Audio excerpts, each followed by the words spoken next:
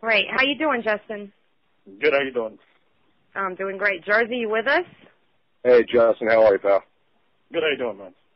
Pretty good, man. Pretty good. Justin, why don't you start off and tell us how you ended up in MMA?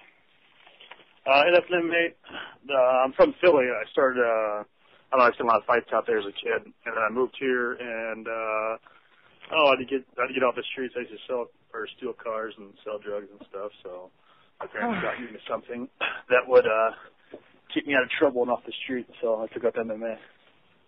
Now, remind us where here is, because there's some discrepancy as to where here is, whether you're in Newport Beach or Laguna Niguel. I live in Aliso Viejo, not Newport Beach. Okay, yeah, because Sherdog's got that all messed up. Everyone's the guy got North Beach or something like that. Some shit like that. It's cool. Let me ask you, first of all, you're from Philly, so do you ever go to Chicky and Petey's? I can't hear you. Chicky and Petey's in Philly. Chicken peas? Yeah, Chicky and Petey's. It's like the biggest sports bar in the country. It's out in Philly. No, I haven't been back there since I was a kid. Oh, you haven't been back there for a while. All right, now listen. You fought in a lot of different companies. You know, UFC, Gladiators Challenge. Now you're in the IFL. Tell us a little bit about what's different. What's so much different opposed from the IFL to the UFC? You know, is it more of a family-based? Do you feel like you're more of a part of a family, not an individual? Just tell us a little bit about your thoughts on that. I don't know. I think, either way, you step in the ring by yourself, man. But the good thing about the IFL is, you have a team base, so all you guys train together, so you have good, stable guys the whole time you're training. Instead of, when I fought in the UFC, you had to find guys to train with because other guys would be fighting somewhere else, a different company, a different time. So this is better for training purposes.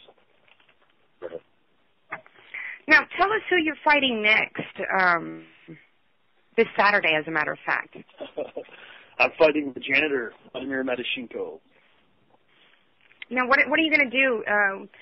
Have you changed anything in your training or whatever to accommodate his fight style? What are you going to plan on doing? What weapons are you going to use to take him out? Because I have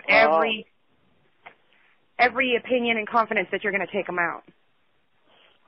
I'm sure I'll win. The thing is, when I fought wrestlers, my aggression, which makes, I think, a good fight, when I chase people down and try to finish them, I can't do that no more. These guys are good wrestlers. You got Tanner, then you got Reese, Andy, and Vladimir.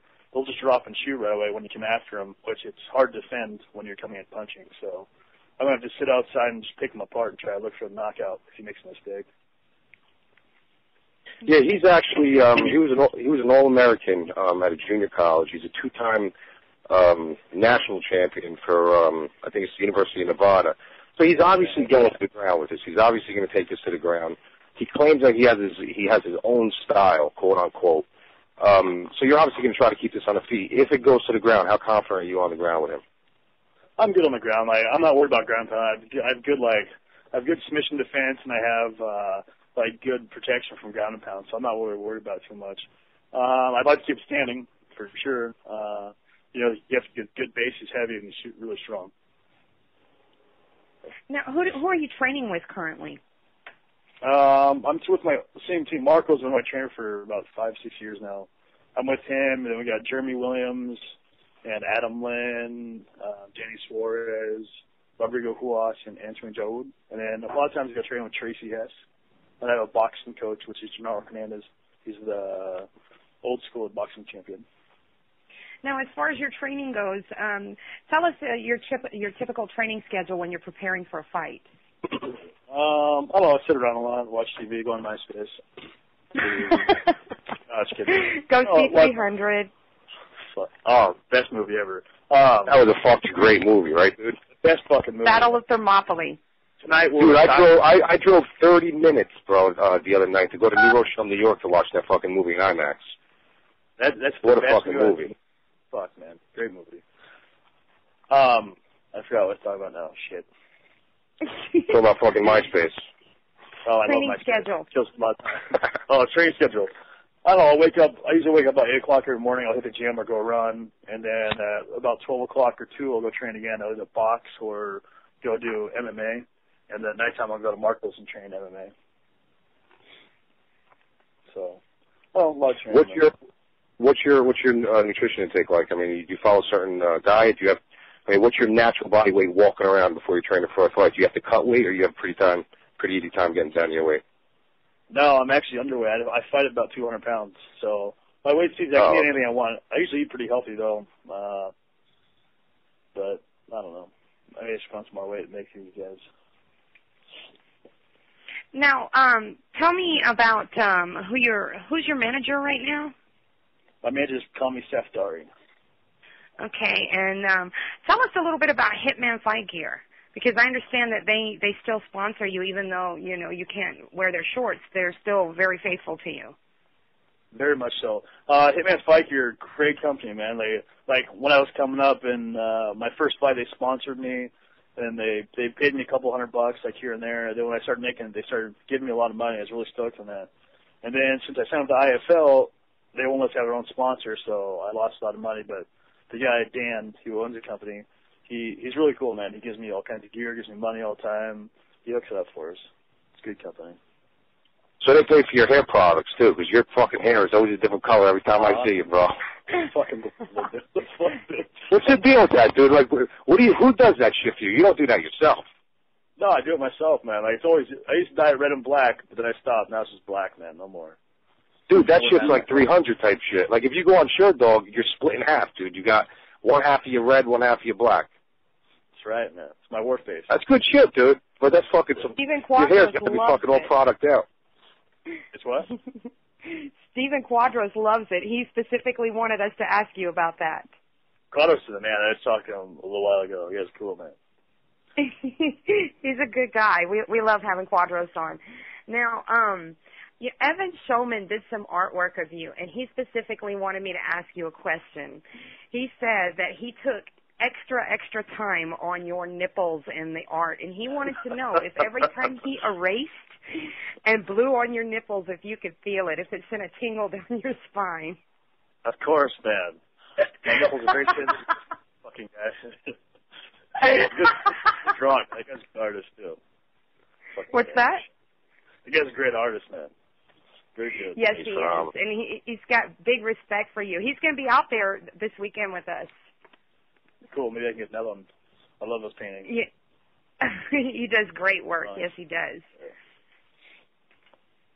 Yeah, I got to get one done. He really is unbelievable, man. He really makes, just with a simple pencil, he can actually make it just look so realistic. It's unbelievable. It really is, man. That's unbelievable. I didn't even meet the guy before he did the drawing, and it was really good, man. You haven't met him yet? No, I've met him before, yeah. Now I have. Oh, okay. But I guess for a long time on my email, I was asking, been drawing of me, man, or what? And I didn't know for a while because Sheerdog and him had one for me, and I kept asking, what the fuck, man, you can draw one for me? And finally one day he gave it to me. He was like, I've had it for like 2 months, man. Here you go. Like, fuck. Let me ask you this now. What's your thoughts on the, I mean, to me, it's not an upset, but to most of the general public, it is. What do you think about the whole Randy Couture thing? To say the truth, I've never doubted Randy before at all. This is the first time I thought he was going to have trouble. I thought he might even lose because he had trouble with big strikers. But when he came in and this head movement, look, wow, I was blown away, man. You know what? That's what I'm saying. I've never seen. I mean, I'm big. I'm a very, very big. You know, my background is boxing, and he had unbelievable head movement in that fight. I've never seen anybody with head movement like that in MMA. Never. I've never seen a head movement like that at all, man. But I'm telling you, I mean, he had a 12-inch disadvantage, and the only reason why he was connecting was because of his head movement. Yeah, it's phenomenal, man. I don't know where that guy pulled his boxing out of all of a sudden, man. He took 2 years off, and he comes back for that kind of boxing. That was amazing. Yeah, yep. Yeah, unbelievable, man. It really was. He is definitely the man. Now, your particular fight style is Vale Tudo, correct? Vale Tudo fighter, correct. Okay, what are your weapons? My looks, man. And I'm sure every female in the Western Hemisphere would agree with that. Yeah, right. Yeah, you got some nice tail on your page, dude. I hope you're full. You guys can go shopping on my page for girls now, great. Then I'm gonna lose all my girls. Dude. Seriously, bro. You got the girls from the hit 'em up gear girls, man. Some nice tail, dude. Well, hope you're fucking doing the right thing, or else I'm gonna have to. I never touch it, man. I don't do nothing. Chill, Good me, stuff. everything. Good stuff. So.